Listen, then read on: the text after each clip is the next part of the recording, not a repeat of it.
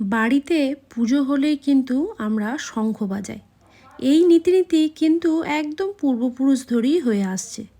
তা এই শঙ্খ আমরা কেন বাজাই? চলো একটা ছোট্ট গল্প তোমাদেরকে শোনাই।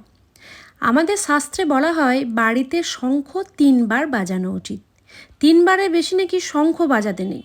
তার কারণ 3বার শঙ্খ বাজালে ব্রহ্মা, বিষ্ণু ও মহেশ্বর এই 3 দেবতার সাথে সমস্ত দেবদেবীরা আমন্ত্রিত হন। কিন্তু যদি 3বারের বেশি শঙ্খ বাজান তাহলে নাকি দেবের সাথে দানব বা অসুরকেও নিমন্ত্রণ পাঠানো হয়। মানে 3বারের বেশি 4বার শাঁখ বাজানো মানেই কিন্তু অসুরদেরকে আগমন করা হচ্ছে বাড়িতে। ধর্মশাস্ত্র বলা হচ্ছে যে সমুদ্র মন্থনের সময় অসুররা 4বার শঙ্খধ্বনি করে।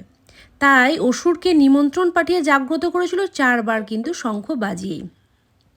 তাই 3বারের বেশি শঙ্খ বাজালে সৃষ্টি, স্থিতি ও বিকাশের দেবতা মহাদেব বিষ্ণু, ব্রহ্মার পাশাপাশি অসুর শক্তিও কিন্তু আপনার গৃহে প্রবেশ করার আমন্ত্রণ পেয়ে যায়। এবার অসুরকে নিমন্ত্রণের ফলস্বরূপ আপনারা এবং আপনাদের পরিবারের উপর নেমে আসতে পারে বিভিন্ন দেবতাদের অভিশাপ। তাই শাস্ত্রে 3বার করেই কিন্তু শঙ্খ বাজানোর পরামর্শ দেওয়া হয়েছে। আর এই কারণেই আমরা সকাল বা সন্ধে যখনই আমরা পুজো অর্চনা করি না কেন 3বারই কিন্তু শঙ্খ বাজাই আমরা।